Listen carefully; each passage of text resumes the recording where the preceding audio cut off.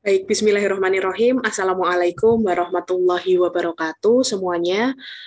Terima kasih sudah mengklik video ini. Insya Allah nanti kita secara asinkron, teman-teman akan menyimak penjelasan saya untuk materi keempat statistika industri, yaitu berkaitan dengan komponen pada statistik industri dan teknik penyajian data. Jadi, data, insya Allah hari ini gampang, Dek. Kita akan berkenalan seperti apa alur prosedur untuk penyajian data di statistik dan apa saja mungkin istilah-istilah yang nanti teman-teman harus tahu dulu sebelum nanti menyajikan suatu data statistik begitu. Kita mulai dengan mengucapkan basmalah bersama-sama. Bismillahirrahmanirrahim. Rabbi sholli sodri wa yassirli amri wa hlul 'uqdatam min lisani yafqahu qawli. Rabbi zidni ilma warzuqni fahma. Oke, Dek. Oke, kita akan mulai sebelum kita masuk ke teknik penyajian data. Mungkin saya akan kenalkan sedikit terkait dengan statistik kuantitatif ya, yang nanti memang kalau kuantitatif, jadi cenderungnya nanti teman-teman akan berhubungan langsung dengan data eksperimen, yang kemudian nanti data eksperimen ini akan kita tuangkan ke dalam suatu teknik penyajian, begitu ya, teknik penyajian. Oke, Dek. Pengertiannya dulu ya, pengertian dulu dari statistik kuantitatif. Secara umum memang statistik hubungannya memang adalah ilmu yang berhubungan terkait dengan pengolahan data. Sehingga memang statistik kuantitatif ini adalah mengover semua prosedur pengumpulan, pengolahan penyajian, analisis, dan penafsiran dari data eksperimen yang nanti didapatkan oleh suatu responden, begitu ya, dari suatu responden. Nah, metode statistik kuantitatif secara umum itu nanti akan kita bagi menjadi dua, teman-teman. Yang pertama adalah statistik deskriptif, dan satu lagi istilahnya adalah statistik inferensia. Apa itu Bu bedanya? Jadi bedanya kalau statistik deskriptif itu kita mana data ya nanti punya banyak data. Kalau statistik deskriptif itu intinya metode yang berkaitan dengan pengumpulan dan penyajian data agar teman-teman punya atau teman-teman mendapatkan informasi yang berguna dari data tersebut. Jadi kalau deskriptif memerlukan semua data, begitu ya, dia memerlukan semua data yang teman-teman punya atau teman-teman ambil dari teknik pengumpulannya, begitu ya, dari teknik pengumpulannya. Kemudian dari data yang sudah teman-teman kumpulkan, teman-teman bisa melakukan kesimpulan. Baik teman-teman akan lihat dari data yang kalian dapatkan atau kesimpulan itu bisa jadi tidak dilihat dari data tersebut. Jadi contohnya nih, semisal analisis deskriptif itu ingin mengecek seperti apa analisis nilai IP, gitu ya, IP teman-teman di semester 3 kemarin, gitu ya. Sorry, di semester 2 kemarin. Di semester 2 dari angkatan 2020 ini dari nomor presensi 1 sampai nomor presensi 100 gitu, semisal ternyata IPK-nya datanya itu dilihat, ternyata nanti mahasiswa A itu nanti IPK-nya 3,5, mahasiswa B 3,48, C 3,2, begitu sampai mahasiswa ke 100, range datanya berapa IPK-nya contohnya ya, 3, ada yang 2, ada yang 3,5, ada yang kurang dari 3,5, itu dilihat semua. Nah, analisis deskriptif di statistik kuantitatif akan mendeskripsikan, oh dari keseratusan data ini kita bisa simpulkan, oh ternyata IP di semester 2 mahasiswa angkatan 2010 adalah data minimalnya IPK paling rendah adalah misal 3,0. Kemudian yang tinggi 3,98, mungkin seperti itu. Nah, nanti kesimpulannya juga ada lagi, sebentar ya, kita lanjutkan setelah azan. Amin. Oke. Sudah selesai, tadi kita lanjutkan. Jadi terkait dengan metode analisis deskriptif itu tadi ya, ya. Jadi kayak misal data IP teman-teman 2020 di semester 2 bisa didapatkan kesimpulan, begitu ya. Bisa didapatkan kesimpulan dari data yang sudah ada. Oh, ternyata minimal IP teman-teman segini, kemudian maksimal IP-nya segini, rata-ratanya segini. Itu adalah untuk metode analisis deskriptif. Lalu kalau untuk yang kedua terkait dengan metode statistik kuantitatif itu adalah metode statistik inferensia. Jadi statistik inferensia itu adalah metode statistik yang mencakup mencakup semua metode begitu ya yang berhubungan dengan analisis bagian data untuk kemudian diprediksi dan menarik suatu kesimpulan. Jadi bedanya deskriptif sama inferensia itu adalah kalau inferensia itu datanya yang sudah didapatkan itu tuh diambil sebagian, diambil sampelnya saja, kemudian ditarik kesimpulan begitu teman-teman. Jadi bedanya antara analisis deskriptif sama inferensia. Misal suatu industri kaca, misalnya suatu industri kaca dia memproduksi gelas kaca secara rutin setiap hari kan mestinya produksi gelas kaca ini kan dihitung begitu ya teman-teman ya, dihitung. Ternyata juga ada data berapa atau prosentase kaca yang kemungkinan gagal produksi atau mungkin pecah di tengah produksi. Ternyata didapatkan data sedemikian banyaknya sehingga kemudian disimpulkan bahwa dari 100 hari, semisal dari dalam satu hari, dalam 24 jam produksi, ternyata ada 100 gelas kaca yang pecah dari produksi semisal 10.000. Berarti kan itu sekitar 1% ya, 1% dari awal dari produksinya. Maka jika kemudian nanti laporan analisis statistiknya adalah menceritakan bahwa ada 1% gitu ya, 1% gelas kaca yang terjadi kerusakan selama proses produksi. Maka 1% ini disebut dengan analisis deskriptif karena 1% itu dilihat begitu ya, dilihat dari data real yang ada begitu ya, dari data real yang ada dan kemudian ditinjau semuanya. Nah, tetapi kalau inferensia setelah sudah ada data deskriptif nih, kemudian besoknya ngecek lagi ternyata juga ada di 2%.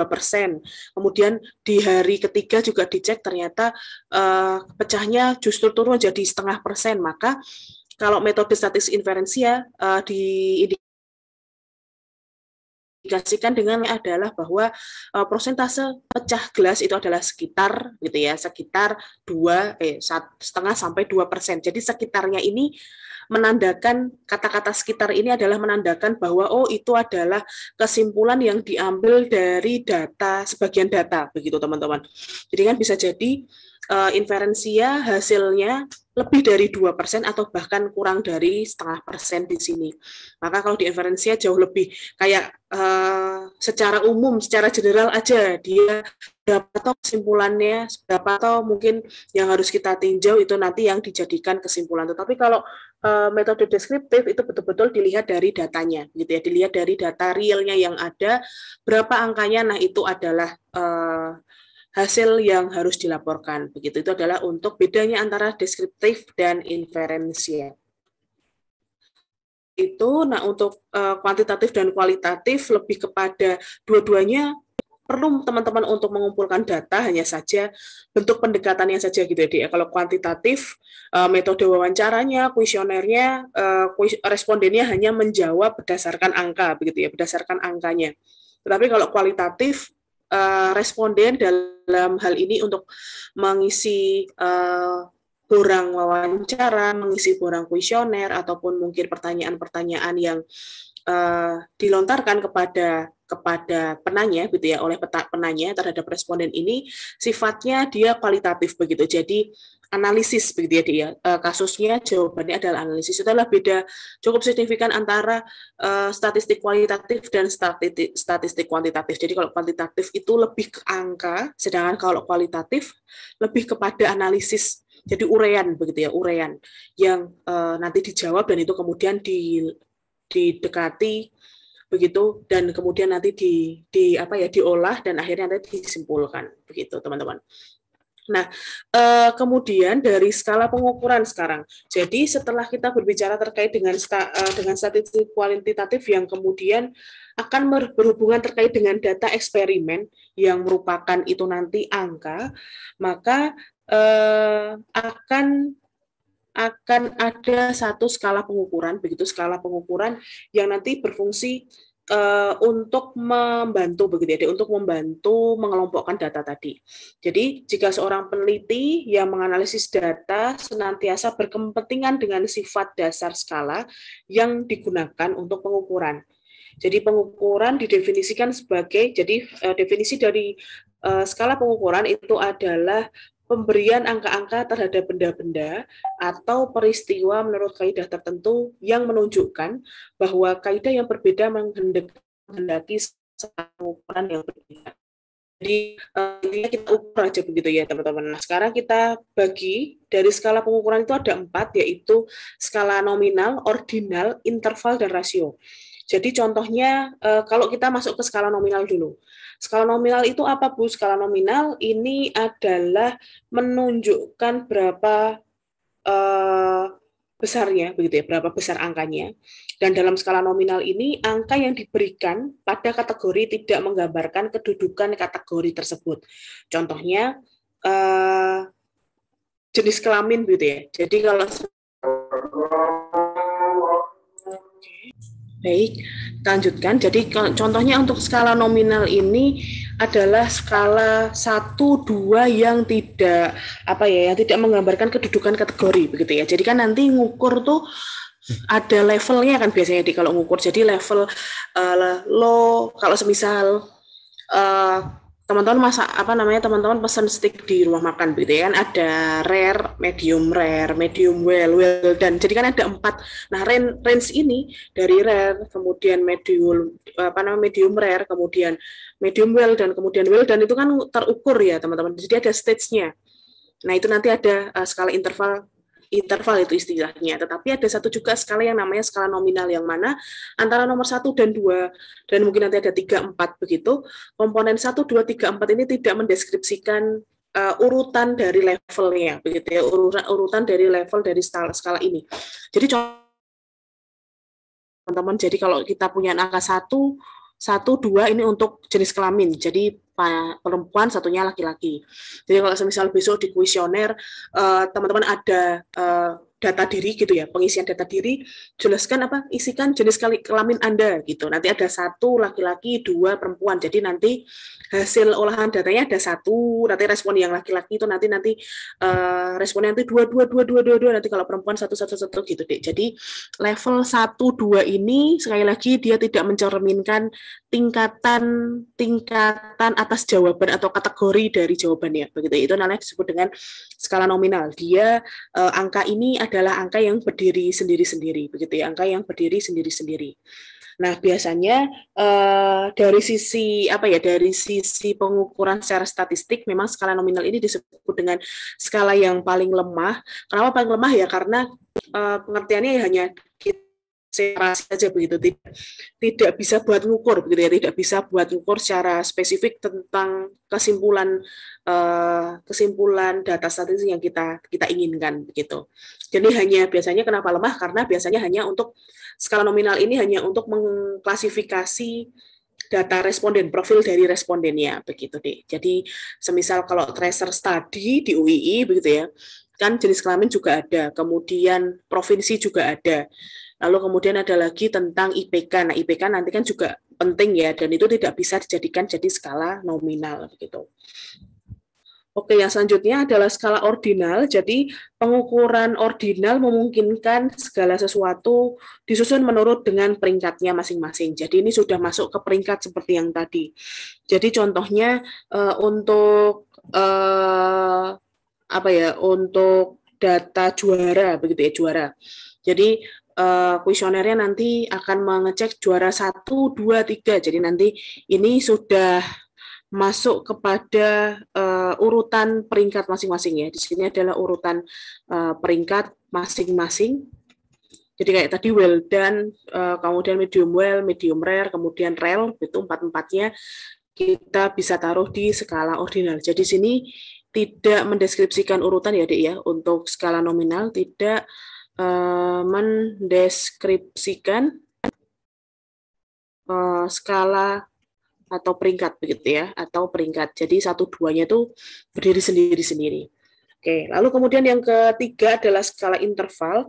Jadi skala interval itu dapat diterapkan apabila benda-benda atau peristiwa yang diselidiki setelah diurutkan itu nanti dapat dibeda-bedakan antara satu dengan yang lainnya begitu. Dan ternyata dibedakan satu dengan lain itu punya arti sendiri-sendiri. Contohnya Agus begitu ya, Agus memperoleh hasil ujiannya 40, kemudian Budi ini 50, atau 60, Doni 70, kemudian si Endang 80 begitu. Misal ada 5 mahasiswa begitu namanya Agus, Budi, Catur, Doni, Endang, jadi A, B, C, D, E begitu ya. A, B, C, D, E dia nilainya ada yang 40, 50, 60, 70 dan 80. Nah, kalau semisal kita menggunakan skala interval begitu ya, interval, maka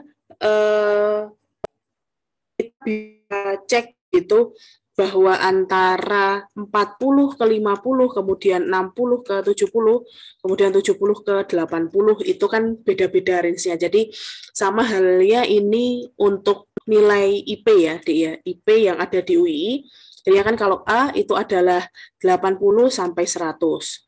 Kalau A min itu adalah 70, ini 79,99, ini sampai 77,51 begitu ya, 77,51 sampai 79,99. Kemudian nanti kalau A per B itu adalah sampai 75,50, di sini 72,49 begitu. Jadi range interval. Nah, dari sini kan antara 80 sampai 10 nanti dapatnya A, kemudian 77,51 sampai 79,9 dapatnya A min. Nah, itu adalah disebut dengan skala interval. Jadi kalau ordinal langsung, jadi bedanya kalau ordinal itu langsung menstatementkan levelnya gitu ya. Jadi kayak yang di tadi, semisal well done, kemudian medium well gitu ya, kemudian nanti medium rare, atau kemudian rare gitu. Jadi hanya langsung ada levelnya begitu, Dik. Tetapi kalau interval ada angkanya begitu. Jadi A itu tuh dari range berapa sih ngasih taunya? Oh, 80 sampai 100 begitu. Kalau amin berapa? Oh, 7,51 sampai 79,99 itu disebut dengan skala interval. Nah, selanjutnya kalau rasio, jadi kalau skala rasio ini adalah skala yang mencakup ketiga skala di atas, yang kemudian kita akan tambahkan sifat lain untuk bisa lebih menjelaskan, begitu, lebih menjelaskan. Jadi contohnya ya, si A punya berat badannya 90, misal kita ada data berat badan, si A 90, sedangkan Budi si B itu adalah 45 kilo.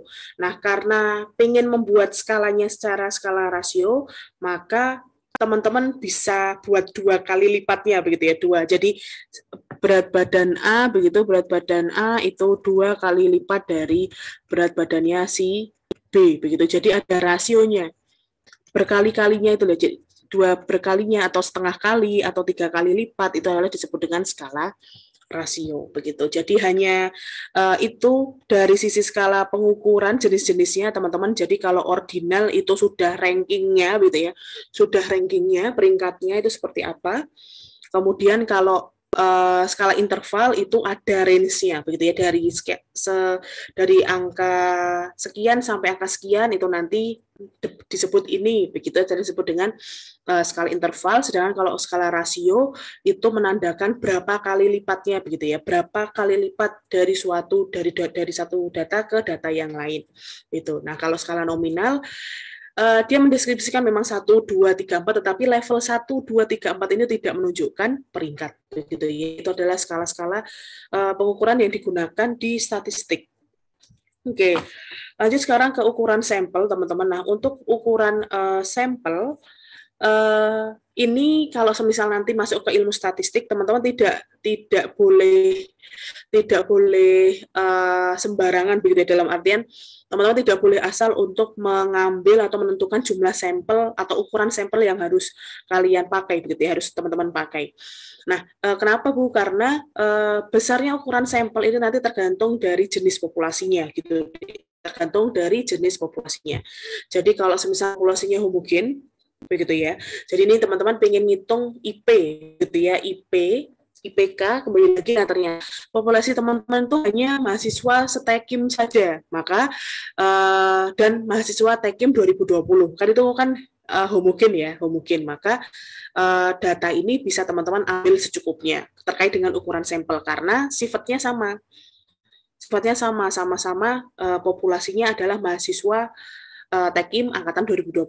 Tetapi beda kalau semisal mahasiswanya Tekim angkatan 2019, 18, 20, 21 begitu kan lumayan cukup banyak jenis populasi ya. Nah, itu jenisnya heterogen, maka ukuran sampelnya nanti nggak sama dengan pengambilan yang populasi saja itu. Gitu. Jadi ada dua jenis jenis ukuran populasi yang harus kualitas dari populasi yang harus diperhatikan sebelum menentukan suatu ukuran sampel gitu ya. Jadi ada homogen, ada heterogen. Jadi kalau homogen bisa secukupnya.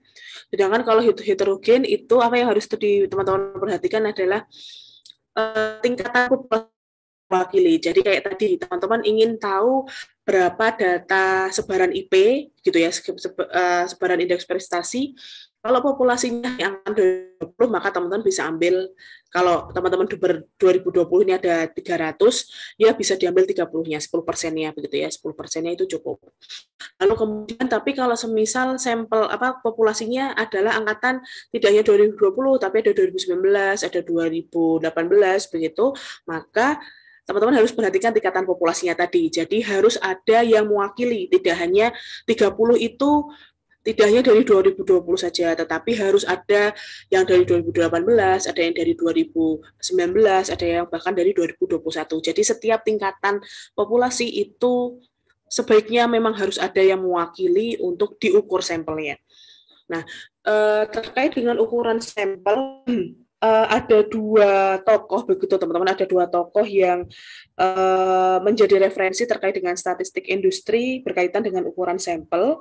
Jadi ada Slovin sama G. Nah, untuk sampel ini teman-teman ambil dengan rumus N dibagi 1 tambah NE kuadrat. Jadi untuk Slovin, ini besarnya sampel itu kita lihat dari N dibagi 1 plus NE kuadrat. Nah, sedangkan kalau G ini nanti teman-teman akan lihat dari rumusnya. Kalau G, ukuran minimum sampel yang dapat diterima berdasarkan desain penelitian. Kalau deskriptif itu adalah minimal 10%, sama kayak yang tadi saya sampaikan ya, minimal 10% dari populasi, begitu ya, dari populasi. Gitu. Nah, begitu untuk G. Jadi kalau Solvin itu nanti ada angkanya. N ini adalah ukuran sampel, teman-teman di sini ini adalah ukuran sampel. Kemudian N besar itu adalah ukuran populasinya, ini populasi. Kemudian E kecil ini adalah persentase error begitu ya, persentase errornya, rencananya mau berapa. Nah, biasanya persentase error itu adalah di 0,02 untuk apa namanya yang diukur di Slovin begitu. Jadi contohnya teman-teman punya suatu produksi karyawan 10.000 begitu ya, punya karyawan 10.000. Jadi contohnya di suatu PT X begitu punya jenis karyawan, punya jumlah karyawan adalah 10.000. Maka kalau berdasarkan Slovin ya, berdasarkan Slovin, maka jumlah sampelnya begitu ya, jumlah sampelnya itu adalah 10.000 dibagi 1 ditambah 10.000, semisal errornya kita buat maksimal ya 0,02 kuadrat, maka besarnya untuk sampelnya adalah sekitar, bentar deh, kita cek dulu, 0,02 kuadrat dikali 10.000 ditambah 1.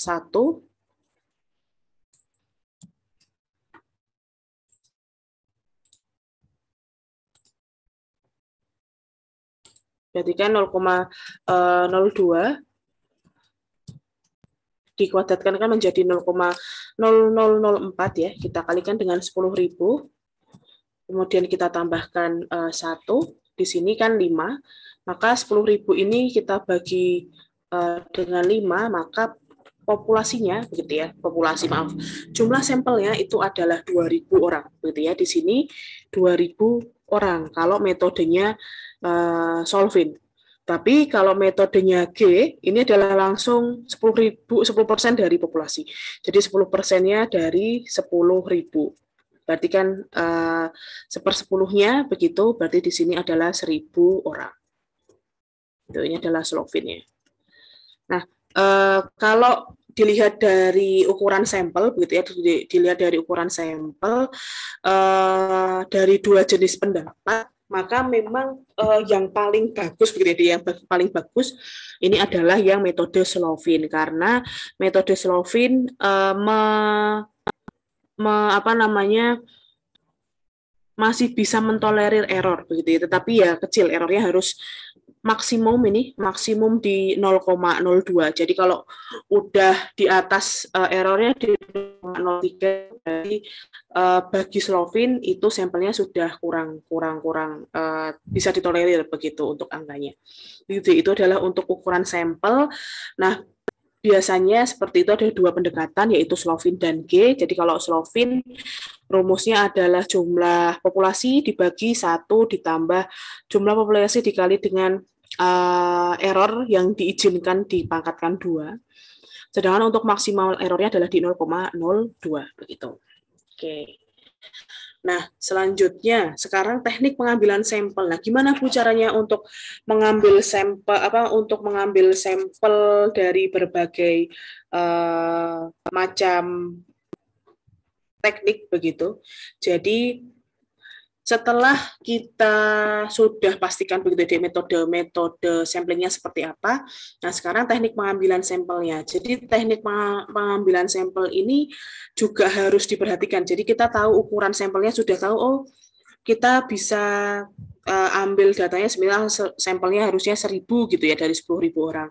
Nah, gimana cara ngambilin sampelnya? Teknik ngambilin sampelnya juga harus diperhatikan teman-teman, karena apa?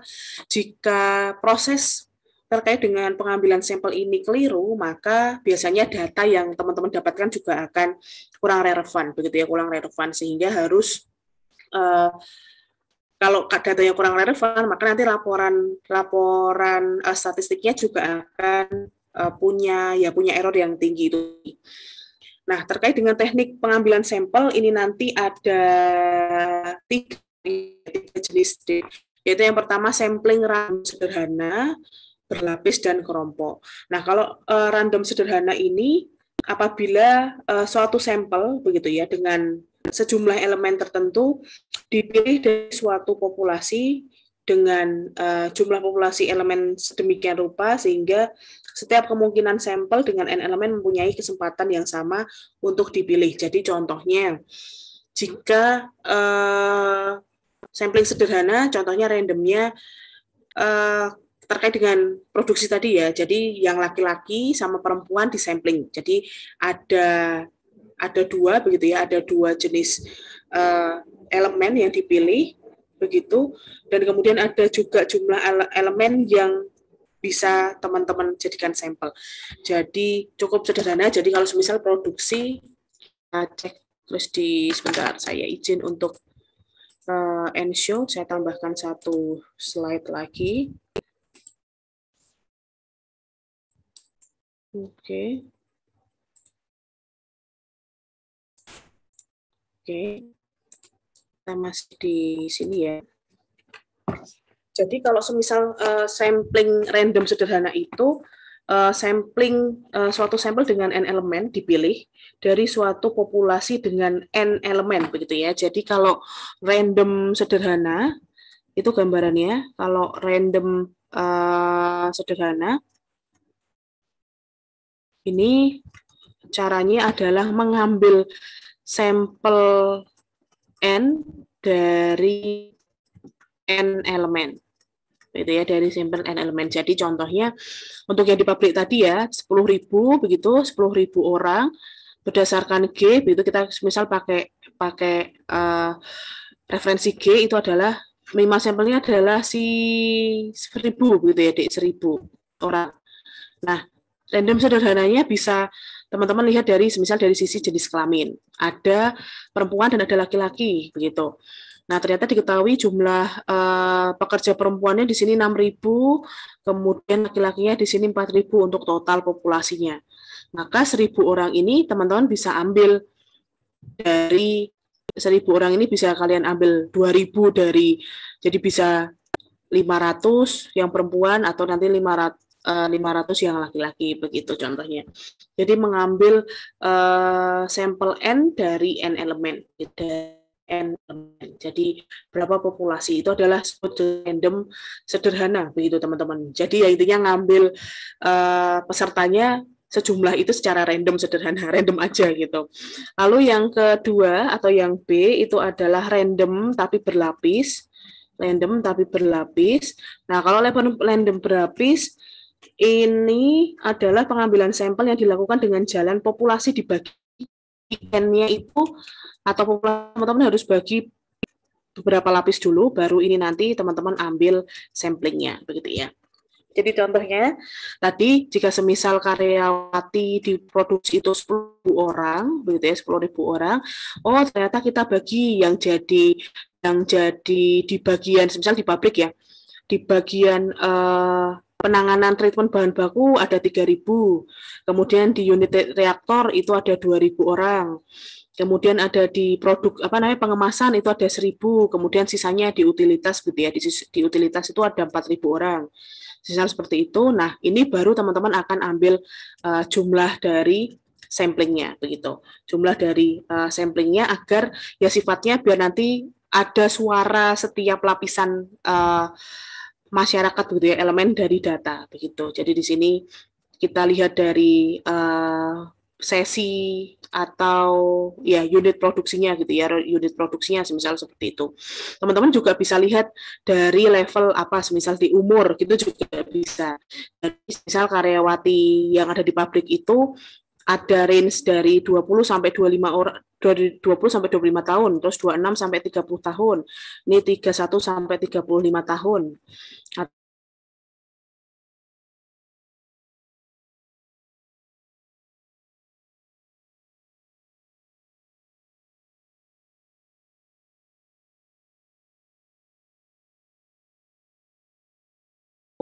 Sampelnya begitu. Itu disebut dengan random berlapis, teman-teman. Jadi tinggal dilihat aja lapisannya itu apa, langsung dipilih dari lapisan itu ukuran sampelnya. Lalu yang ketiga adalah random kelompok. Jadi kalau random kelompok itu adalah sampel random sederhana yang kemudian disampling yang terdiri dari kelompok atau ukuran elemen tertentu. Jadi misalnya kayak hampir mirip begitu ya, random berkelompok itu. Jadi di sini 1-2 ini juga disebut dengan random berkelompok karena ini kelompok perempuan, di sini kelompok laki-laki begitu. Di sini juga kelompok untuk usia 20 sampai 25, di sini kelompok untuk 26 30, 31 sampai 35 sampai 36 sampai 40 begitu. Itu adalah random berlapis dan random sederhana. Satu lagi adalah random berkelompok. Insya Allah sama. Jadi dari suatu N yang tadi 10.000, kita bisa bagi dulu, begitu ya, kita bisa bagi dulu. Semisal laki-laki dan perempuan, ini kan tidak bertingkat ya. Jadi kalau yang ini kan berlapis begitu ya, berlapis. Kalau ini adalah dia juga tidak bertingkat, di sini dia tidak bertingkat, maka bisa dicek di sini gitu. Jadi kalau berlapis lebih bertingkat begitu ya teman-teman ya, lebih bertingkat. Sedangkan kalau ini lebih berkelompok begitu ya, lebih berkelompok. Jadi mungkin yang unit produksi ini kan berkelompok ya, jadi ini lebih ke random, ini lebih ke random kelompok begitu. Sedangkan kalau kelompok umur ini baru masuk ke random berlapis. Itu teknik pengambilan sampel. Ini insya Allah kita akan bahas di setelah UTS, teman-teman. Ini cuma ngenalin dulu. Lalu setelah itu terkait dengan analisisnya. Jadi setelah kalian ambil sampel, langkah selanjutnya adalah analisis statistiknya. Jadi kemarin di minggu ketiga teman-teman sudah mempelajari terkait dengan tendensi sentral. Jadi analisis statistik itu akan kita bagi menjadi 2 karena berhubungan dengan pengukuran secara deskriptif tadi ya. Ada 2, yaitu tendensi deskriptif sentral dan satu lagi adalah dispersi. Jadi kalau tendensi sentral, karena ini dipakai dari ciri-ciri data yang terpusat begitu ya, dia terpusat dari suatu tempat, begitu, dari suatu circle tertentu. Nah biasanya tendensi sentral yang kita gunakan. Begitu. Jadi tendensi sentral itu berfungsi untuk menyajikan gambaran-gambaran pemusatan nilai observasi. Begitu. Dan fungsi dari tendensi sentral itu karena dia fokus ke pemusatan nilai observasi, maka tendensi sentral juga berfungsi untuk bisa punya gambaran tentang nilai keseluruhan data, begitu deh. Jadi dari sisi modus, jadi karena datanya kan terpusat ya dari suatu random dari sampel populasinya 1 sampai populasi sampel ke 1 sampai sampel ke n itu kita punya datanya, kemudian kita bisa kelompokkan, kita bisa pusatkan sehingga kita nanti bisa hitung berapa toh rata-ratanya, berapa toh nanti data yang lebih sering muncul ataupun nilai tengahnya begitu. Itu adalah disebut dengan tendensi sentral. Nah, kemudian itu tendensi sentral kan istilahnya adalah data yang mepet-mepet atau deket-deket gitu ya dia hasilnya seperti yang sudah teman-teman kerjakan kemarin-kemarin. Nah, biasanya nanti kalau kalian eksperimen, memang idealnya kan datanya tidak jauh-jauh begitu ya, kayak semisal teman-teman nanti mengeksperimen ini konsentrasi akhir dari limbah pabrik begitu ya. Setelah nanti teman-teman adsorpsi. Jadi contoh salah satu penelitian saya kan di situ saya punya adsorber tertentu yang kita buat. Lalu kita tahu nih ukuran awalnya konsentrasi limbah semisal 300. Lalu 300 ppm ya, 300 ppm, kemudian kita lakukan adsorpsi dengan adsorben. Kita keluarkan nih kita filtrasi, kemudian kita ukur gitu ya, kita ukur terkait dengan konsentrasi akhir dari limbah tersebut dengan menggunakan analisis AAS seperti itu. Dari awalnya 300 ppm tadi teman-teman, kemudian kita jerap begitu ya, kita jerap dengan menggunakan adsorben, kemudian nanti kita filter, kemudian si filtratnya atau zat cairnya itu nanti kita ukur di AAS begitu ya, automatic absorption spectrophotometry. Nanti di sini dilihat dari berapa ppm yang akhir. Nah, ini kan random ya. Jadi maksud saya itu punya kecenderungan data yang sifatnya menyebar begitu teman-teman. Jadi awalnya 300, setelah proses absorpsi bisa jadi ini hasilnya di 300, bisa jadi mungkin absorpsinya performanya bagus, jadinya sisanya 20 ppm. Ada juga yang nanti bahkan terjerap semuanya jadi 0 ppm, di sini tidak terdeteksi sama sekali untuk kandungan limbahnya begitu. Atau bisa jadi malah cukup kecil penjerapannya. Jadi yang awalnya 300 terdeteksi setelah difiltrasi itu 299 ppm. Jadi kan range-nya itu menyebar begitu, Dik. Nah, dengan data hasil eksperimen yang sifatnya menyebar itu, maka tendensi sentral tidak terlalu bisa digunakan. Karena kalau tendensi sentral itu ciri-cirinya data-datanya itu dekat antara satu dengan yang lain begitu ya, antara satu dengan yang lain. Nah, kalau datanya cenderungnya gapnya jauh, jadi awalnya teman-teman punya data responden itu 2, jawabannya 2, tapi ada yang satunya 100, ada yang bahkan 300.000, begitu kan agak cukup gapnya jauh begitu ya. Nah, karena data yang terlalu tersebar, terlalu cukup signifikan bedanya, maka analisis pengukuran yang digunakan bukan lagi tendensi sentral, tetapi dispersi. Nah, di sini karena akhirnya kemudian dispersi digunakan untuk kecenderungan data yang didapatkan itu adalah sifatnya menyebar dan tidak seragam. Nah, biasanya kalau data dispersi, analisisnya bukan lagi modus mean median, tetapi nanti ada analisis varian, standar deviasinya seperti apa, simpangan bakunya itu nanti seperti apa, begitu. Jadi ada 2 jenis, Dik. Jadi kalau datanya bagus ya, antara satu data dengan data yang lain itu berdekatan jaraknya, maka teman-teman bisa gunakan tendensi sentral. Tetapi kalau datanya menyebar, kalian bisa menggunakan analisis dispersi sebutannya, terkait dengan analisis varian, simpangan baku, standar deviasi, dan kawan-kawan. Nah, ini insya Allah kita akan bahas secara lebih detail setelah UTS, karena itu salah satu CPMK di statistik industri ya, terkait dengan analisis varian. Oke, seperti itu jenis analisis statistiknya. Nah, kemudian ada istilah lagi terkait dengan penduga atau estimator. Ini adalah nilai sampel yang digunakan untuk menaksir parameter tertentu. Jadi kayak simpangan baku, XI, nilai tengah, dan kawan-kawan ya, itu disebut dengan estimator. Ini ada hanya istilah saja. Kemudian setelah teman-teman punya pengukuran deskriptifnya, biasanya itu pengukuran ini digunakan untuk uji hipotesis. Jadi kalau di statistik itu ada hipotesis, sama halnya nanti untuk penelitian, teman-teman. Jadi penelitian itu akan mendasarkan kepada hasil penelitian tuh dugaan semulanya seperti apa, gitu ya. Dugaan mula-mulanya kayak gimana, nah itu disebut dengan hipotesis. Nah, karena kita punya hipotesis, maka otomatis uji atas hipotesis itu wajib dilakukan. Jadi uji hipotesis itu secara pengertian adalah prosedur untuk memungkinkan kita menentukan apakah kita menerima, apakah kita menolak si hipotesis yang sudah kita buat sebelumnya. Nah, biasanya prosedur-prosedurannya adalah seperti ini. Jadi kita akan nyatakan dulu hipotesis nol atau hipotesis awal kita tuh seperti apa. Contohnya IP, kalau dari IP tadi ya, IP maksimum karena kan dia sifatnya tendensi sentral, jadi kan nggak terlalu jauh gapnya. Teman-teman bisa gunakan hipotesis awal. IPK rata-rata dari angkatan 2020 mahasiswa Teknik Kimia UI adalah sebesar 3,67. Misal seperti itu untuk hipotesis awalnya.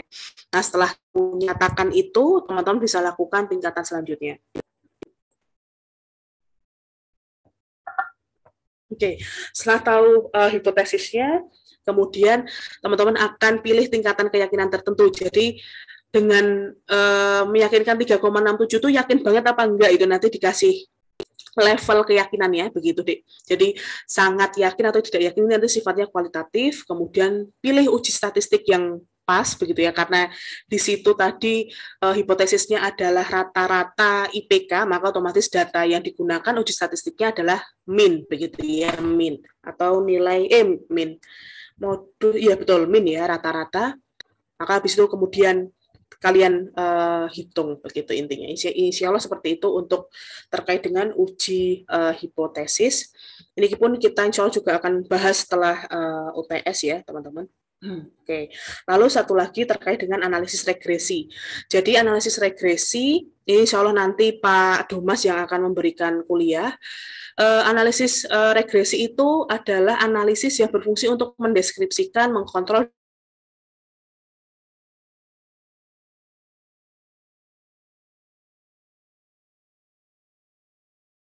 sangat relate untuk ngitung kapasitas pabrik, teman-teman. Kalian kemarin pas di semester 2 sudah belajar PIK belum, proses industri kimia. Biasanya insya Allah sedikit banyak disinggung begitu ya soal penentuan kapasitas pabrik oleh dosen pembimbing atau dosen pengampu mata kuliah. Jadi di sini intinya dari kapasitas pabrik ini kan suatu pabrik kimia, gitu ya, suatu pabrik kimia itu kan biasanya kita akan bangun di H plus 5, begitu ya, T plus 5, jadi 5 tahun ke depan. Jadi kalau misal teman-teman punya sekarang 2021, kalau teman-teman rancang pabrik kimianya sekarang, maka diprediksikannya itu dia berdiri di tahun 2026. Nah, untuk menentukan kapasitas pabrik di tahun 2026, masa ya kita cuma nujum, wah saya pengen buka pabrik alkohol, Bu, etanol 96% untuk medis gitu. Saya pengen 1 juta ton per tahun ya Bu, kapasitasnya nggak gitu deh. Jadi 1 juta ton itu harus dihitung berdasarkan analisis. Nah, salah satunya adalah analisis regresi yang kita gunakan. Itu salah satunya intinya. Jadi kapasitas itu bisa kita lihat dengan pendekatan supply demand, begitu ya, supply demand. Nah, supply itu adalah pemasok. Biasanya pemasok akan kita tinjau dari sisi nilai impornya dan produksinya, begitu ya, dan produksi. Sedangkan kalau demand itu nanti adalah ekspor dan kemudian konsumsi, begitu ya, dan ya. Nah, data impor, ekspor, konsumsi, produksi ini semuanya tersaji pada data Badan Pusat Statistik, begitu ya, data Pusat Statistik. Badan Pusat Statistik, maka kita punyanya ya data impor 2021 sampai 2000 ke belakang gitu ya. Jadi data impor yang ada di DPPS begitu ya, yang ada di DPPS teman-teman akan punya data ini karena impor kan yang sudah terjadi begitu ya. Jadi teman-teman ada tahun 2021, 2020, 2019, 2018 dan seterusnya. Nah, data-data ini bisa teman-teman pakai begitu ya. Teman-teman pakai untuk mendirikan regresi, analisis regresi ini tadi, untuk memprediksi begitu ya, untuk memprediksi. Jadi nanti secara garis besar nanti Pak Domas akan menjelaskan lebih lanjut ya, Dik. Jadi kita punya data titik-titiknya. Jadi di sini semisal tadi 2018, di sini 2019, di sini 2020, di sini 2021. Ada titiknya. Ini. Nah, ini nanti ada persamaan garis lurusnya. Kita tahu persamaan garisnya Y sama dengan AX plus B. Nah, X-nya ini kita masukkan 2026. Nanti kita ketemu Y-nya. Y itu adalah berapa dalam ton, begitu ya, berapa dalam ton. Nah, ini untuk memprediksi, teman-teman. Ini salah satu aplikasi untuk analisis regresi. Jadi, analisis regresi bisa digunakan untuk mendeskripsikan. Jadi, kayak gini kan untuk mendeskripsikan, oh ternyata semakin tinggi, semakin lama tahun ya, begitu ya. Seiring dengan berjalannya waktu, maka produksi impor dari alkohol itu semakin tinggi, begitu, semakin tinggi kalau dia dari datanya. Grafik analisis itu juga bisa fluktuatif, teman-teman, bisa juga cenderungnya turun. Jadi ini fluktuatif, di sini nanti turun, di sini justru modelnya naik. Jadi trennya nanti ada 3.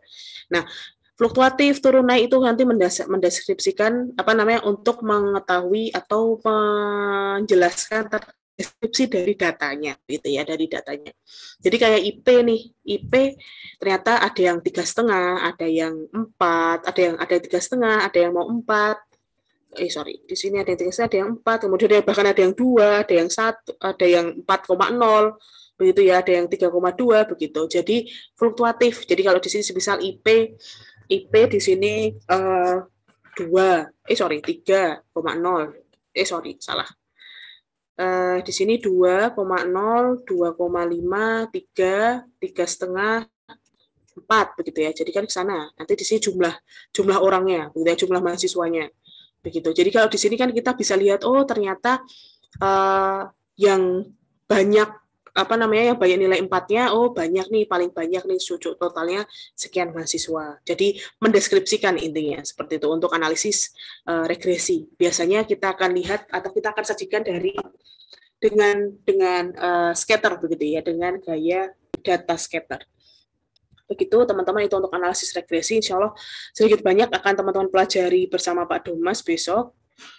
Lanjut terkait dengan desain eksperimen. Jadi desain eksperimen itu seperti rencana eksperimen teman-teman itu seperti apa. Jadi semua kegiatan secara pengertian desain eksperimen itu adalah semua kegiatan yang perlu dilakukan secara kritis dan teliti sebelum percobaan itu dilakukan. Jadi teman-teman akan ngelis kegiatan-kegiatan yang presisi yang berhubungan dengan percobaan begitu. Nah, desain eksperimen ini memang harus kita tulis atau kita buat agar apa? Agar data yang nanti kemudian akan kita peroleh itu nanti adalah data yang seharusnya kita dapatkan begitu, Dik. Jadi contohnya kalau semisal teman-teman kayak kasus saya tadi, kasus penelitian saya tadi, jika ada konsentrasi awal dan konsentrasi akhir, maka ya data eksperimennya seperti apa, masa adsorben yang harus teman-teman pakai, kemudian berapa konsentrasi awal yang harus teman-teman gunakan, berapa kemudian waktu adsorpsinya, berapa besar pengadukannya, itu kan harus diketahui agar apa?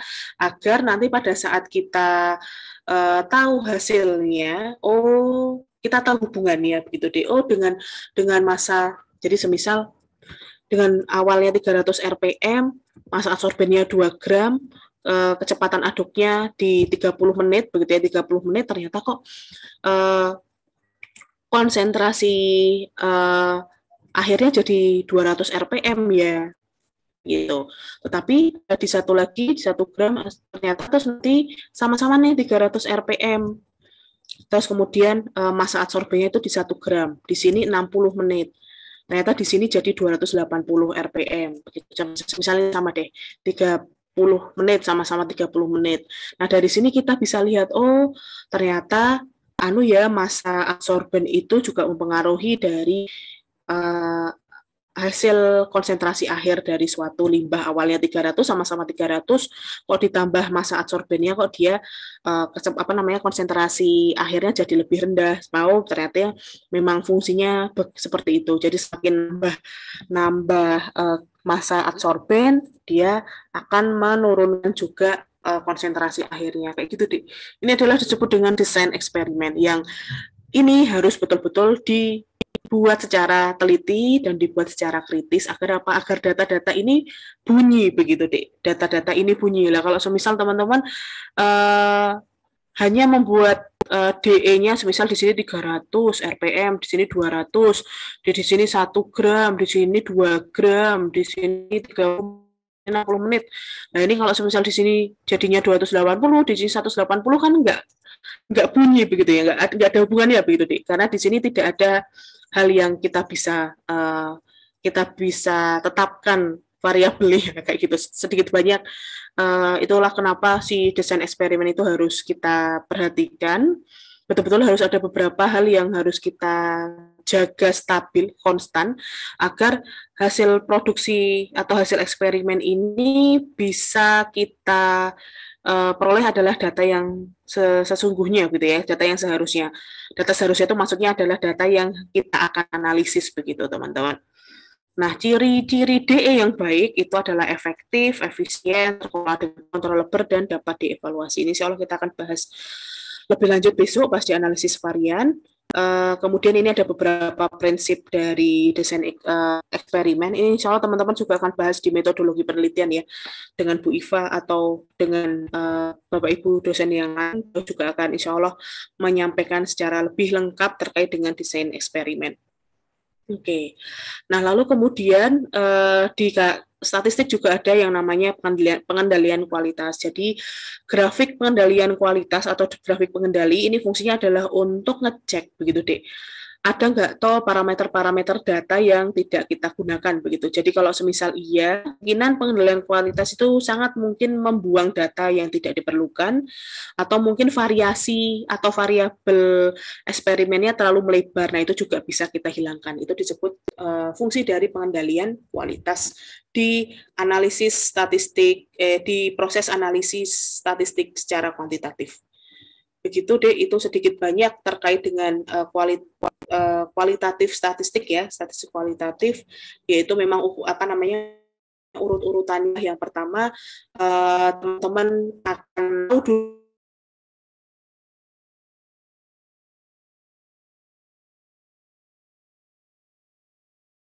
kemudian teman-teman buat ukuran sampelnya. Setelah tahu ukuran sampelnya, teman-teman pilih teknik pengambilan sampelnya, apakah mau random sederhana biasa, ya benar-benar ya random biasa begitu, ataukah harus berlapis yang peringkatnya di ranking dulu baru diambil sampelnya, atau kelompok, jadi dari sisi kelompok baru diambil sampelnya begitu. Nah, setelah ngambil sampelnya, kemudian kita hasil dari eksperimen itu sifatnya terpusat datanya, jadi hanya ada di sekitaran responden, apa namanya, data hasilnya itu hanya di sekitaran itu, maka teman-teman bisa gunakan tendensi sentral. Tapi kalau hasil eksperimen itu menyebar, jadi ada yang banget, ada yang sedikit, ada yang banyak banget, maka teman-teman bisa gunakan analisis dispersi yang berkaitan dengan simpangan baku, standar deviasi, analisis varian, dan lain sebagainya. Begitu. Selain pengukuran deskriptif, juga ada yang satu lagi, yaitu uji hipotesis.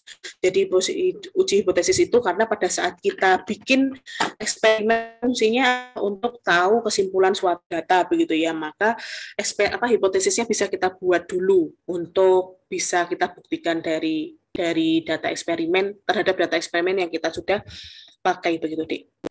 Begitu. Selain itu juga ada analisis regresi. Jadi setelah data eksperimen itu dapat, kita bisa melakukan analisis regresi agar bisa mendeskripsikan, kemudian kita juga bisa memprediksi terhadap data, dan satu lagi adalah untuk controlling. Jadi kalau semisal memang pengennya trennya naik, tapi kok tahu-tahu data hasil eksperimen itu jadi fluktuatif, teman-teman bisa mengkontrolnya. Begitu, oh ini ada beberapa elemen yang harus diperbaiki dari data regresi itu saja. Begitu. Ini terkait dengan desain eksperimen adalah ya persiapan sebelum nanti teman-teman ngukur, sebelum nanti teman-teman wawancara, itu nanti adalah di desain eksperimen. Seperti itu, teman-teman. Oke, setelah kita lanjutkan di section yang kedua, yaitu teknik penyajian data. Ini adalah pemahaman yang terakhir, bahasan yang terakhir, yaitu teknik penyajian data. pengumpulan data terkait dengan teknik penyajian data itu akan kita lakukan secara 2 tahap secara berurutan. Yang pertama adalah perencanaan eksperimen. Jadi perencanaan eksperimen ini yaitu tadi mengumpulkan, kita harus tahu jenis pengukurannya seperti apa, ya, jenis pengukurannya seperti apa, kemudian banyaknya sampel itu seperti apa, banyak sampelnya seperti apa, kemudian ambil sampelnya seperti apa, ambil sampel, teknik pengambilan sampelnya seperti apa, kemudian hipotesisnya nanti seperti apa, begitu. Jadi ada beberapa tahap yang sudah kita bahas, itu adalah nanti masuk ke perencanaan eksperimen, teman-teman. Setelah masuk ke, dan satu lagi adalah desain eksperimen ya. Di sini ada plus DE atau desain eksperimen. Nah, setelah kelima hal ini tercantum gitu ya, teman-teman sudah cari dengan baik, selanjutnya kita langsung masuk ke proses pengumpulannya. Nah, teknik proses pengumpulan data sejatinya di statistik teman-teman juga sudah tahu ada 4 jenis metode. Yang pertama adalah wawancara, jadi wawancara langsung, face to face begitu, atau bisa secara daring juga nggak masalah. Kemudian yang kedua adalah kuesioner, yang ketiga adalah tes skala objektif, jadi skala ini lebih ke range nilai, puas tidak puas gitu, nanti dia ada di range 1 sampai 10, itu nanti dia menjawab berapa begitu ya. Dan satu lagi adalah observasi tingkah laku. Jadi kalau observasi tingkah laku itu adalah pengamatan secara langsung begitu, dia pengamatan secara langsung dari responden yang dilakukan oleh pemberi kuesioner begitu. Jadi ada 4 ini.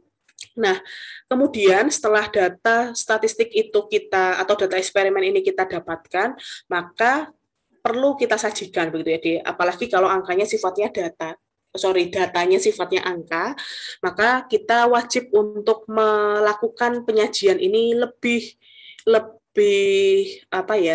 menarik begitu ya, lebih menarik, apalagi kalau semisal nanti datanya sangat banyak. Grafik lah yang kuncinya begitu ya. Grafik itu adalah kunci utama agar suatu data statistik itu bisa disajikan secara lebih menarik, kemudian mengesankan gitu ya, secara mengesankan. Nah, secara umum grafik statistik insya Allah teman-teman juga sering lihat begitu ya, bahwa akan disajikan dalam berbagai macam diagram. Di sini sistemnya tidak tidak mana yang bagus, mana yang enggak ya kalau diagram statistik.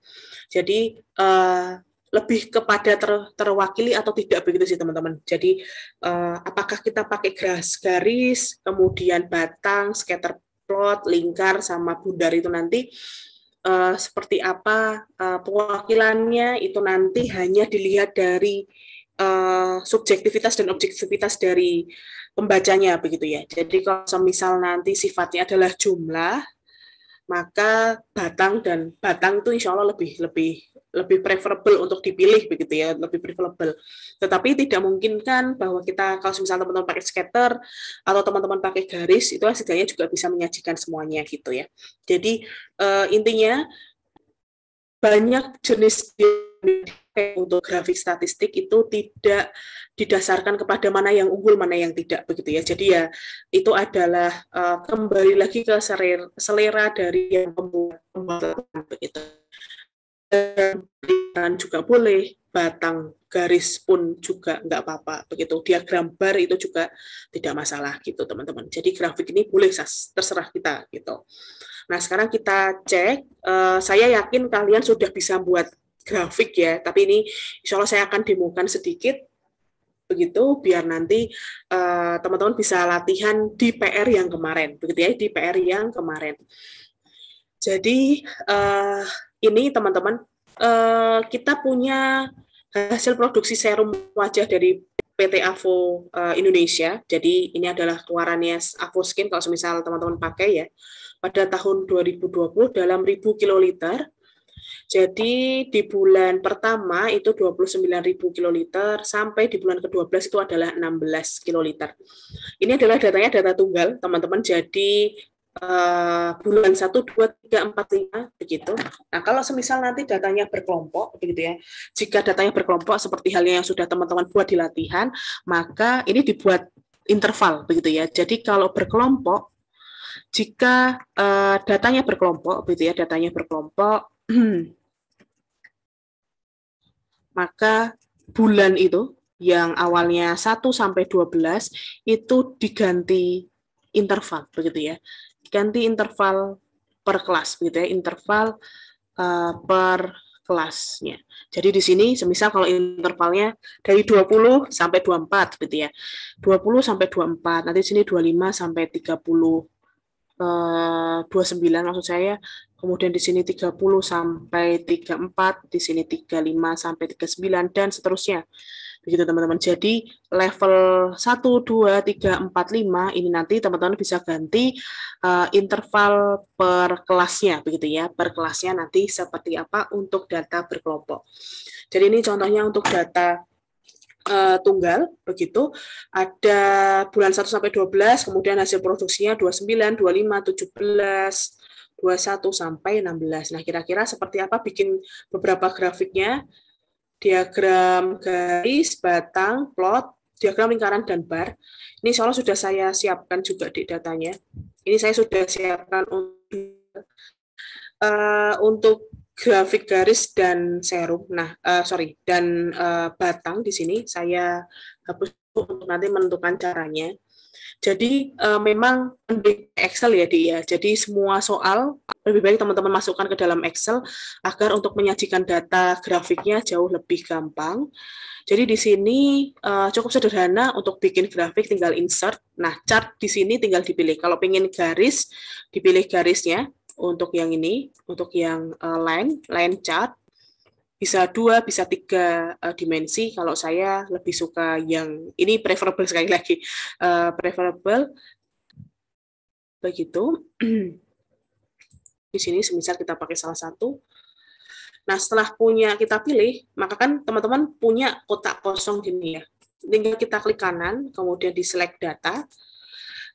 Nah, ini kemampuan select data untuk setiap grafik nanti beda. Jadi bar garis, kemudian batang ini insya Allah sama untuk cara kerjanya, cara masukin select datanya tinggal kita add. Jadi add, jangan lupa dikasih series name. Series name tadi itu, nah ini adalah kemampuan yang harus teman-teman harus punya gitu ya, karena kalau semisal laporan penelitian grafiknya tidak dikasih nama begitu, maka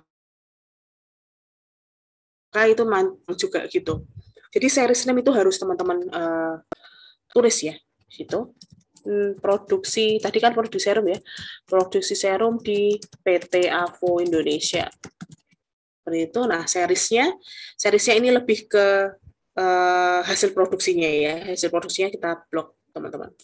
Itu jadilah grafik garis dari data contoh soal. Nah, di sini kalau saya begitu ya, dan nanti insya Allah semua dosen kursi juga sepakat, area grafik ini ada yang namanya grid lines ya teman-teman di sini. Ini adalah grid lines. Disebut dengan mayor karena dia besar. Kalau minor ini nanti ada yang di antara satu garis dengan garis yang lain itu nanti ada garis yang kecil-kecil yang ada di antaranya disebut dengan minor grid lines. Nah, mayor dan minor grid lines seyogyanya dihapus begitu ya. Jadi di sini grid line-nya kita hapus dan kemudian yang selanjutnya yang perlu teman-teman perhatikan adalah membuat label. Itu yang sering ketinggalan bagi mahasiswa, bagi kakak-kakak tingkat kalian pas bikin laporan penelitian itu tuh suka nggak dipakai gitu, suka nggak nambahkan begitu deh. Jadi di sini harus ditambah ya untuk label dari sumbu X dan sumbu Y-nya. Itu di sini ada, oke, kita tambahkan dari sisi, kalau di Excel ada chart design. Kalau teman-teman Microsoft-nya 365 juga sama kayak saya, berarti chart design, kemudian add chart element, begitu nanti ada axis title, chart title, kemudian axis biasa. Axis itu berarti dia akan menampilkan horizontal sama vertikalnya seperti apa gitu ya. Jadi datanya horizontal dan vertikalnya disajikan semua, tidak. Kalau iya, semuanya diklik. Kemudian axis title yang ada di sumbu X adalah primary horizontal, kemudian primary vertikal yang ada di sumbu Y. Diklik semua, teman-teman. Nah, ini harus dituliskan. Ini adalah banyaknya produksi ya, hasil produksi. Nah, satu lagi untuk tagging, kita harus tambahkan satuannya jika ada, begitu ya. Karena hasil ini adalah dalam 1000 kiloliter, ya tulis dalam 1000 kiloliter. Lalu di sini, exist title yang ini adalah bulan ke sekian, begitu, bulan ke sekian. Nah, ini adalah grafik yang sudah bisa kita share ke laporan penelitian boleh, atau laporan yang berkaitan dengan statistik. Begitu teman-teman, jadi ini kita copy di PPT dulu. Ini adalah grafik garisnya, begitu ya, grafik garis. Ini adalah contohnya untuk yang ada di diagram garis. Ini saya copy pakai aja biar nanti terdeteksi bagus. Nah, ini jadi ada judulnya, kemudian ada sumbu keterangan sumbu Y dan sumbu X dan grafiknya. Begitu deh untuk nanti default ya, untuk batang, scatter plot, diagram lingkaran, dan diagram bar. Kalau diagram batang dan bar bedanya hanya dia, kalau batang itu tegak, gitu ya. Kalau semisal bar itu nanti dia turun, begitu. Kita masukkan sekarang untuk ini, untuk yang garis ya, kita masukkan ke sini aja. Oke, lanjutkan kita sekarang ke bar dulu ya, ke batang dulu ya, boleh batang. Nah, ini.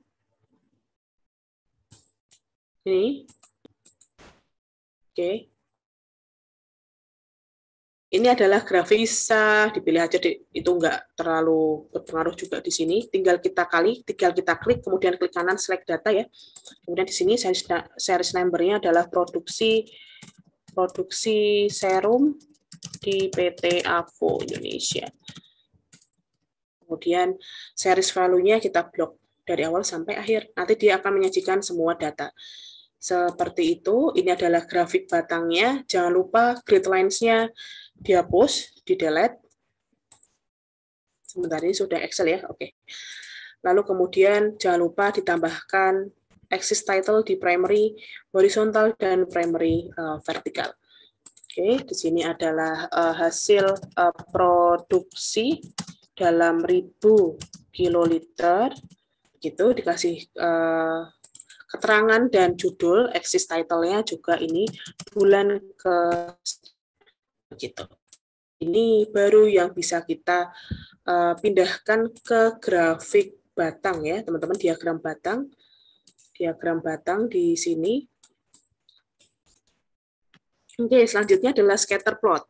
Scatter plot adalah axis scatter. Nah, ini nanti biasanya kita gunakan untuk proses produksi kapasitas tadi ya, untuk menghitung kapasitas.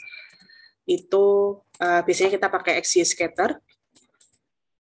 Oke, kita cek axis scatter-nya yang bagian ini, teman-teman, atau bubble chart. Ini tinggal kita klik. Kalau saya lebih suka yang ini, gitu ya, suka yang ini. Boleh sini, boleh ini aja deh. Ini kita tinggal select data. Nah, bedanya kalau select datanya si scatter, itu XY-nya dituliskan semua. Jadi seriesnya ini adalah produksi serum ya, di PT AVO Indonesia. X value tadi adalah bulan ke, maka teman-teman akan copy bulan ke-nya 1 sampai 12 itu.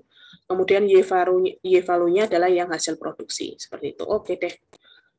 Oke, kita delete dulu grid lines horizontal dan vertikalnya. Baru kita tambahkan title-nya. Itu di sini. Kita tambahkan juga keterangannya ya. Hasil produksi dalam 1000 kiloliter. Kemudian di sini adalah bulan ke. Begitu teman-teman, ini adalah untuk scatter. Untuk scatter, kemudian oke. Selanjutnya adalah ini hampir mirip sama garis ya. Gitu ya, mirip sama garis. Mungkin kita bisa ganti style, teman-teman. Untuk formatnya insya Allah bisa diganti pakai scatter, pakai scatter yang ini. Oke. Jadi scatter juga bisa seperti ini. Ini adalah salah satunya untuk scatter. Oke. Ini kita paste juga di sini. Jadi bisa pakai garis, bisa nggak pakai garis ya. Gitu. Oke, kita lanjutkan untuk dua grafik lagi, yaitu grafik lingkaran dan bar. Bar insya Allah sama, Dek, cuma nanti dia bergeser begitu ya, bergeser dari yang awalnya tegak menjadi mendatar, begitu saja sih. Lanjut sekarang untuk pie chart atau lingkaran. Sorry. Ini kita hapus dulu. Sini. Oke. Sekarang pie chart. Pie chart berarti pakainya yang pie biasa, insya Allah teman-teman juga bisa lihat yang ini ya. Yang ini boleh, 3D boleh, 2D boleh, yang 2D aja. Saya secara personal lebih suka yang 2D, karena kalau 3D itu kan kadang nggak terlalu bagus untuk ini ya. Sekarang series name-nya adalah produksi sewu di PT Indonesia. Untuk series value-nya adalah ini. Gitu. Oke. Nah, kalau untuk diagram lingkaran itu biasanya sudah dalam warna begitu ya, sudah dalam distribusi warna dan sudah ada legendanya begitu. Legendanya. Itu deh. Kalau di pie chart dengan legend bisa teman-teman ya, mungkin teman-teman akan pakai itu adalah legendanya ini ya, legendanya. Jadi kan kalau yang tadi sebelumnya diagram garis, batang, kemudian scatter kan ada data label begitu ya, data label. Data label di sini sebenarnya boleh sih teman-teman mau tambahkan di sini, itu juga nggak masalah, tapi definisi secara baik begitu. Jadi kalau misal ingin juga nggak apa-apa sih, kita tinggal klik di situ. Kemudian data label kembali adalah satu lagi terkait dengan legenda. Legenda itu adalah yang 1, 2, 3, 4, 5 sampai 12 itu. Ini hanya menampilkan apa letaknya saja begitu ya, letaknya. Ini tergantung juga nanti laporannya, begitu laporan teman-teman itu nanti mepetnya gimana. Kalau misal mepet ke bawah ya grafiknya dikasih, legendanya dikasih di kanan, begitu ya, di kanan. Tapi kalau mepetnya ke kanan kiri, legendanya bisa ditaruh di bawahnya. Ini tergantung dengan penempatan saja. Itu. Jadi kalau di pie chart atau diagram bola, begitu ya, diagram lingkaran, maka terkait dengan data tabel, lines itu sudah tidak bisa kita gunakan begitu ya. Jadi betul-betul hanya menampilkan datanya itu saja dan bulannya ini saja begitu. Tapi legend ini adalah bulan, ini adalah produksi dalam ribu, itu tidak ditampilkan lebih jelas itu deh. Itu kelemahan dari si diagram lingkaran. Tapi kelebihan dari diagram lingkaran adalah teman-teman bisa menyajikan secara langsung begitu. Bisa menyajikan secara langsung prosentase. Kalau misal nanti ada ya, nanti ada data prosentase dari data, bisa langsung dimasukkan ke diagram lingkaran. Terakhir adalah diagram bar. Diagram bar berarti ya bar chart saja. Ini kita cut dulu, kita pindah ke sheet selanjutnya. Oke. Nah, sekarang bar, kalau bar, ini kita pakainya adalah yang ini, teman-teman, yang mendatar. Kan? Ini, jadi yang ini, begitu ya. Jadi kalau ini adalah kolom atau batang, sedangkan ini adalah bar, jadi sama aja sebetulnya.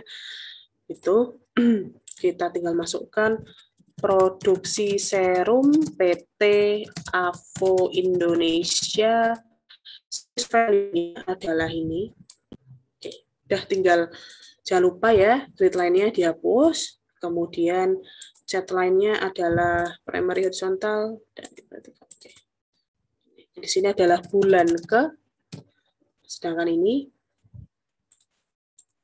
adalah produksinya. Produksinya dalam 1000 kiloliter. Begitu, teman-teman. Insya Allah sudah pada hafal ya, dan sudah pada tahu untuk penyajian data, teknik-teknik penyajian data dari grafik tadi, dari garis, kemudian batang, kemudian scatter atau plot, scatter plot. Satu lagi adalah terkait dengan diagram lingkaran. Itu adalah beberapa teknik penyajian data yang bisa saya sampaikan, teman-teman. Kita akan lanjutkan untuk latihan. Jadi latihan kalian setelah teman-teman menyimak kuliah ini, latihan di rumah adalah coba buat ya, Dik ya. Jadi silahkan disajikan, begitu ya, sajikan latihan soal di assignment S1.1 kemarin, begitu ya, kemarin ke dalam grafik statistik, gitu ya, statistik.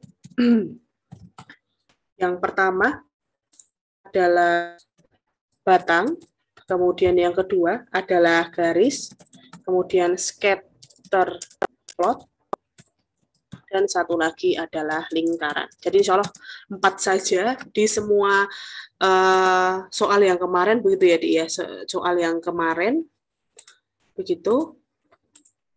Coba dibuat grafiknya dengan cara pakai Excel yang sudah saya praktekkan tadi, begitu. Jangan lupa dikasih keterangan, teman-teman, keterangan untuk sumbu X dan Y di semua grafik kecuali pie chart ya. Kalau pie chart cukup seperti ini, insya Allah bisa mewakili.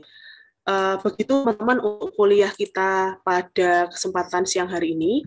Terima kasih sudah menyimak. Nanti silahkan bisa dibuat dari besok minggu depan kuliah lagi satu kali.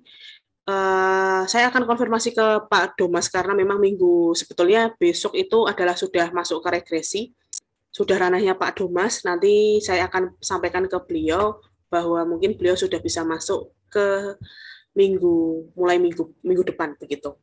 Terima kasih semuanya. Jadi kalau dari saya, materi UTS-nya adalah pertama bikin tendensi sentral tadi ya, menghitung mean, modus, dan median.